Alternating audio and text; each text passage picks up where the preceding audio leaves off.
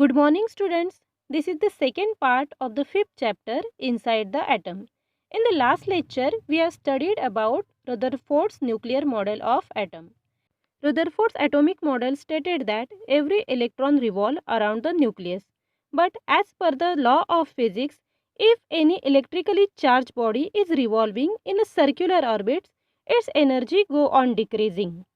If electron will continuously revolve around the nucleus, after a particular time, all the energy of electron will get over and it will fall into nucleus. This will result in instability of an atom. It means, according to the law of physics, the atom described by the Rutherford's model turns out to be unstable. But in reality, except radioactive atom, all the atoms are stable. This shortcoming of Rutherford's atomic model was removed by the atomic model put forth by Niels Bohr in the year 1913. Niels Bohr was a Danish scientist. He explained the stability of atom by putting forth stable atomic model. The important postulates of Bohr's atomic model are as follows. The electrons revolving around the atomic nucleus lie in the concentric circular orbits at certain distance from the nucleus. Concentric orbits means the orbits having same center point, and the orbit means the path of an electron around the nucleus of an atom. Just like in the solar system, sun is at the center and planets revolve around the sun in their particular orbit. Planets always revolve in fixed path. They never jump to different orbit all of sudden. In the same way, according to Niels Bohr, in an atom, nucleus is at the center and electrons revolve around the nucleus in the concentric orbits. Energy of an electron is constant while it is in a particular orbit. Each orbit is associated with a definite amount of energy. When an electron jumps from an inner orbit to an outer orbit, it absorbs energy equal to the difference of its energy level. And when it jumps from an outer orbit to an inner orbit, it emits energy equal to the difference of its energy level. Suppose if electron from second orbit jump to the first orbit, then loss in energy can be calculated by formula E2 minus E1. When a table salt, that is sodium chloride, is thrown on LPG gas stove flame, immediately yellow spark forms on that place. If sodium metal is put in water, it burns to give yellow flame. On the road, you must have seen sodium vapor lamps which gives yellow color light. Why does sodium give yellow color light after burning? Let us find out reason of this. There are total 11 electrons in the sodium atom. The electron of sodium absorbs energy and goes to outermost shell and come back to inner shell by emitting energy. The difference of energy level of these two shells of sodium is fixed. This difference is similar to energy of yellow light. Therefore, in above examples, same specific yellow light is emitted. Some more atomic models were put forth after Bohr's atomic model. Atomic structure was studied at depth with the help of a new branch of science called quantum mechanics. With all those, some well accepted fundamental principles of atomic structure are as follows. Atomic structure. An atom is formed from the nucleus and extranuclear part. These contain three types of subatomic particles. Nucleus. The atomic nucleus is positively charged. Almost entire mass of the atom is concentrated in the nucleus. The nucleus contains two types of subatomic particles together called nucleons. Proton and neutron are the two types of nucleons. Let us study subatomic particles in detail. First subatomic particle is proton. Proton is a positively charged subatomic particle in the atomic nucleus. The positive charge on the nucleus is due to the proton in it. Because neutron is neutral, so all the positive charge on the nucleus is due to the proton. A proton is represented by the symbol P. Each proton carries a positive charge of 1e. 1e is equal to 1.6 into 10 raised to minus 19 coulomb. When total positive charge on the nucleus is expressed in the unit E, its magnitude is equal to the number of protons in the nucleus. For example, nucleus of the carbon contains 6 protons It means total positive charge on the nucleus is equal to 6e. The number of protons in the nucleus of an atom is the atomic number of that element and it is denoted by the letter Z. For example, there are 8 protons in the nucleus of an oxygen atom. Hence, atomic number of oxygen, that is Z, is equal to 8. Mass of one proton is approximately 1 U or 1 Dalton, where the value of 1 U is equal to 1.66 into 10 raised to minus 27 gram, which is equal to mass of one hydrogen atom. Next subatomic particle is neutron. James Chadwick proved the existence of the neutron in the year 1932. Neutron is an electrically neutral subatomic particle. It means it do not carry any charge and is denoted by the symbol N. The number of neutron in the nucleus is denoted by the capital letter N. Atomic nuclei of all the elements except hydrogen with atomic mass 1 U contains neutron. The mass of a neutron is approximately 1 U, which is also equal to that of proton. The extranuclear part in the atomic structure includes electrons revolving around the nucleus and the empty space in between the nucleus and the electron. Electron is a negatively charged subatomic particle and it is denoted by symbol E. Each electron carries 1 unit of negative charge. Mass of an electron is 1800 times less than that of a hydrogen atom. Therefore, the mass of an electron can be treated as negligible. Electrons in the extranuclear part revolve in the discrete orbits around the nucleus. The orbits being three-dimensional in nature, a term shell is used instead of the term orbit. The energy of an electron is determined by the shell in which it is present. The number of electrons in the extranuclear part is equal to the number of protons in the nucleus. Therefore, electric charges are balanced and the atom is electrically neutral. The mass of electron is negligible, means it is very small. Therefore, the mass of an atom is mainly due to the protons and neutrons in the nucleus. The total number of protons and neutrons in an atom is the atomic mass number of that element. The mass number is denoted by the capital letter A. The convention to denote atomic symbol, atomic number and mass number together are shown in the picture. Here X represents the atomic symbol, A is for mass number and below A we have to write Z, that is atomic number. For example, the convention symbol for C12-6 means that the atomic number, that is the proton number of carbon is 6 and the mass number of carbon is 12. And if we know the mass number and atomic number of any element, then from that we can find out total number of neutrons present in that element by subtracting atomic number from the mass number. For example, here A minus Z, that is 12 minus 6 is equal to 6, means total number of neutrons present in carbon atom is 6. As per Bohr's atomic model, electrons revolve in stable shells. But are they randomly scattered in shells? No. Electrons are not randomly scattered in shells. Each electron revolves around the nucleus in its own different orbit or the shells. These shells have a definite energy. The shell nearest to the nucleus is called as first shell.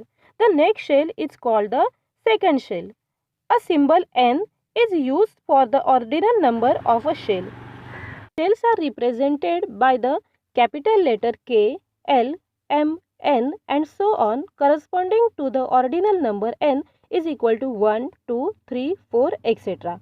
The maximum number of electrons the shell can contain is obtained by the formula 2n square.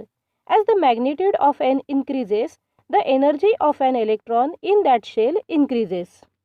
It means the electrons which are in the first energy level, which are closest to the nucleus, will have lowest energy and electron further away from the nucleus will have higher energy. Observe the table shown in the picture. It shows symbol and number n of the shell. We are using formula 2n square. We have to find out total number of electrons in that particular shell. Let us start with the shell K, where n is equal to 1. Put this value of n in the formula 2n square. We will get 2 into 1 square. Square of 1 is equal to 1, hence multiply 2 by 1, answer is 2. Hence, maximum capacity of the K shell to hold electron is 2. In the same way, maximum number of electron in the L shell will be 8 and M shell will be 18 and N shell will be 32. Let us study electronic configuration of elements. We have seen that 2, 8, 18, 32 electrons can be accommodated in the shells K, L, M, N respectively. This is the maximum capacity of that shells. The electrons in an atom are distributed in the shell according to their maximum capacity. It means shell K can hold only 2 electrons and shell L can hold only 8 electrons and so on. If there are more than 2 electrons in an atom, then third electron will be added to the next shell, that is L shell. The shell-wise distribution of the electron in an atom of element is called the electronic configuration of that element. Each electron has a definite energy as per the shell in which it is present. Energy of an electron in the first shell, that is K shell, is the lowest. Energy of electron in the subsequent shells goes on increasing with the ordinal number of the shell. The electronic configuration of an element is such that the energy of all the electrons together is the maximum possible. It means electronic configuration of each atom is made in such a way that it can obtain a maximum amount of energy. Let us now look at the electronic configuration of atom of some element given in the table. The first 3 rows are filled in this table. Accordingly, you have to fill the rest of the table. Observe the table carefully. First column shows name of the atom. In the second column, there are the symbols of that particular atom. In the third column, electron present in that atom are given. Next 4 columns shows the symbol of the shell K, L, M and N. We have to distribute electrons in the respective shells. And last column is of electronic configuration in the numerical form. Here we have to write electronic configuration of that atom in the numerical form. Let us start completing the table. First atom is hydrogen. Its symbol is H. It contains only 1 electron. So that 1 electron will occupy K shell and remaining 3 shells will remain empty. Electronic configuration is 1. Second atom is helium. Its symbol is He. It contains 2 electrons. Both these electrons will occupy K shell and the shells L, M and N will remain empty. Electronic configuration of helium is 2. Number 3 is lithium. Symbol is Li. It contains 3 electrons. So first 2 electrons will occupy shell K. Electron holding capacity of the shell K is only 2. So it cannot hold more electrons. So the third electron will occupy shell L and the remaining 2 shells, that is shell M and shell N, will remain empty. Electronic configuration of lithium is 2, 1. Number 4 is carbon with symbol C. Total number of electrons are 6. So first 2 electron will go in the shell K and remaining 4 electron, that is 6 minus 2 is equal to 4. So remaining 4 electrons will go in the shell L. M and N shell will remain empty. Electronic configuration is 2, 4. Number 5, nitrogen, symbol capital N. Total number of electron in nitrogen are 7. So first 2 electron will go in the shell K and remaining 5 electron will occupy shell L. M and N shell will remain empty. Electronic configuration of nitrogen is 2, 5. Next is oxygen, symbol O. Total number of electrons 8. So first 2 electron will occupy shell K and remaining electron, that is 8 minus 2 equal to 6. So remaining 6 electron will go in the shell L. Shell M and N will remain empty. Electronic configuration of oxygen is 2, 6. Next is fluorine, symbol F. Total number of electrons 9. First 2 electron will occupy shell K and remaining 7 electron will go in the shell L. M and N shell will remain empty. Electronic configuration of fluorine is 2, 7. Next is neon, symbol Ne. Total number of electrons 10. first 2 electrons will occupy shell K and remaining 8 electrons will occupy shell L. M and N shell will remain empty. Electronic configuration of neon is 2, 8. Next is sodium, symbol Na. Total number of electrons 11. So 2 electrons from this will occupy shell K. Now remaining electrons are 11 minus 2 is equal to 9. But the electron holding capacity of the shell L is only 8. So from this 9, 8 electrons will occupy shell L and still 1 electron is left that will occupy shell M.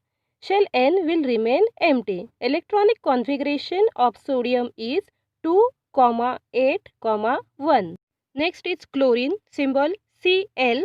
Total number of electrons 17. From this, 2 electrons will occupy shell K. Now remaining electrons are 17 minus 2 is equal to 15. From these 15 electrons, 8 electrons will occupy shell L and still there are 7 electrons left which will go in the shell M. N shell will remain empty. So electronic configuration of chlorine is 2, 8, 7. Next is argon, symbol Ar. Total number of electrons 18. So 2 electrons will occupy shell K. Now remaining are 18 minus 2 equal to 16 electrons. So from these 16 electrons, 8 electrons will occupy shell L and remaining 8 electrons will occupy shell M. N shell will remain empty. Electronic configuration of argon is 2, 8, 8. Last is bromine, symbol Br. Total electrons 35. From these 35 electrons, 2 will occupy shell K. Now remaining electrons are 35 minus 2 is equal to 33. From these 33 electrons, 8 electrons will occupy shell L. Now remaining electrons are 33 minus 8 equal to 25. But electron holding capacity of shell M is only 18. So next 18 electrons will occupy shell M. Now remaining electrons are 25 minus 18 is equal to 7. These 7 electrons will occupy shell N. So the electronic configuration of the bromine is 2, 8, 18, 7. The electronic configuration in the numerical form contains numbers separated by commas. Here the numbers indicate the electron number in the shells with increasing order of energy. For example, the electronic configuration of sodium is 2, 8, 1. It means that the total 11 electrons in sodium are distributed as 2 in the shell K, 8 in the shell L and 1 in the shell M. The electronic configuration of an atom can also be represented by shell diagram as shown in the figure, which is also called as skeleton of electronic configuration. The remaining part of this lesson we will see in the next lecture.